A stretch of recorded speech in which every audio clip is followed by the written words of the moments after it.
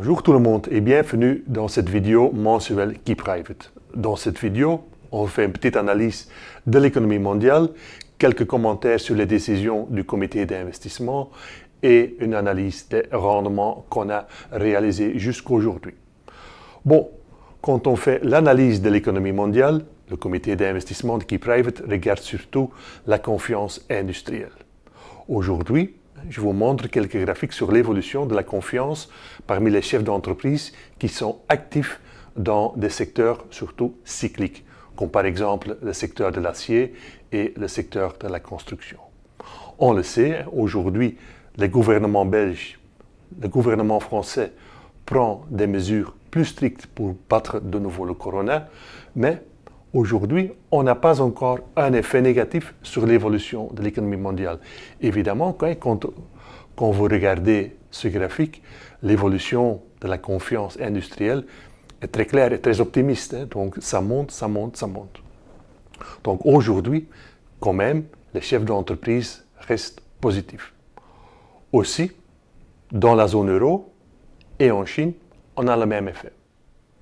Les chefs d'entreprise restent très optimiste pour l'évolution de l'économie mondiale et donc jusqu'à aujourd'hui, on n'a aucun signal qu'il y a un affaiblissement de l'activité économique sur le plan mondial. Donc on reste avec notre scénario, c'est-à-dire la reprise en V qui ne faiblit pas jusqu'à aujourd'hui. Donc les statistiques macroéconomiques jusqu'à aujourd'hui sont quand même très positives.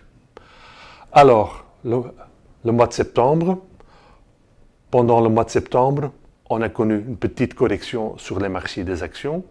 Le Eurostoxx 50 a perdu un peu plus de 2%. Le S&P 500 en euros a perdu 1,60%. Et quand même, les pays émergents, avec la Chine, le Brésil, ces marchés ont bien performé pendant le mois de septembre. Pour nos portefeuilles, voilà les performances nettes pendant le mois de septembre. Le profil 5 a perdu 0,80%. Le profil 7, le profil un peu plus dynamique qu'un profil 5, a perdu 0,90% avec la liquidité à 7 à 10% dans la majorité de nos profils. Donc, en général, nous étions aidés par la performance positive des actions des pays émergents qui ont un peu compensé les pertes sur les actions européennes et les actions américaines. Et donc, comme les statistiques macroéconomiques restent positives, mais aussi les tendances sur les marchés des actions aux États-Unis, dans la zone euro, et les pays émergents, là, les tendances restent orientées à la hausse et de cette façon, le comité d'investissement a réagi et on a pris deux décisions. D'abord, pour la partie actions, dans chaque profil, on investit le maximum en actions. Ici, par exemple, pour le profil 3, on peut investir jusqu'à 35% en actions. Oui, on est là avec 13% dans le S&P 500, 12% investi dans les actions des pays émergents et 10% dans les actions de la zone euro. Pour la partie obligations, on a vendu les obligations indexées sur l'inflation parce qu'on a été un peu déçus sur leur performance et on a investi dans les obligations d'entreprise de la zone euro. Parce qu'on remarque que quand les marchés des actions sont positifs, sont performants, on voit aussi un effet positif pour les obligations d'entreprise. Et comme nous restons positifs pour les marchés des actions, on a aussi acheté les obligations d'entreprise de la zone euro. Et on reste avec l'or et les métaux industriels. Et aussi, dans le profil 3, le cash est à 5%, le minimum. Et ici, même chose pour le profil 5 et le profil 7. 50% en actions pour le profil 5, 65% investi en actions pour le profil 7 et les liquidités au minimum à 5%. Donc aujourd'hui, l'allocation de nos portefeuilles reste très dynamique. Et donc voilà un peu les conclusions du dernier comité d'investissement. On reste positif sur l'évolution de l'économie mondiale. Les statistiques sont jusqu'à aujourd'hui très positives.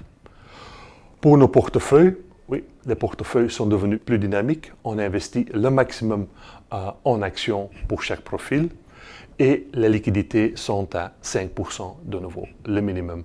Donc, une allocation dynamique pour nos portefeuilles Key Private. Je termine avec une vue sur les performances, donc les rendements nets depuis le début de cette année et depuis le lancement de Key Private. Pour cette année, nous sommes en moyenne -7, -8 pour les profils neutres et les profils dynamiques. Je pense que c'est un peu la moyenne entre le marché américain qui est aujourd'hui en euros à presque 0% pour le S&P 500. Donc là, on a récupéré les pertes de début de l'année, tandis que les marchés européens sont encore à -12, -15. Je pense que le Bel 20 est encore à -17. Donc, c'est un peu la moyenne de ces deux marchés. Et ces derniers temps, vous le savez, nous avons augmenté notre exposition aux actions des pays émergents. Et peut-être cette position peut nous aider encore cette année. Depuis le début de Key Private, donc depuis janvier 2016, vous voyez que les profils équilibrés, les profils dynamiques et les profils très agressifs restent positifs depuis le début. Donc, je termine cette vidéo avec une promotion qu'on fait pour les clients existants de Key Private. Les clients existants qui rajoutent au minimum 2 500 € dans leur portefeuille Key Private avant la fin du mois d'octobre ne payent pas les frais de gestion jusqu'à la fin de cette année. Et c'est seulement pour le montant que vous ajoutez dans votre portefeuille Key Private. Donc voilà une offre temporaire pour les clients existants. Je vous remercie pour votre attention et on se voit de nouveau début novembre pour une vue sur les faits marquants d'octobre. Merci beaucoup.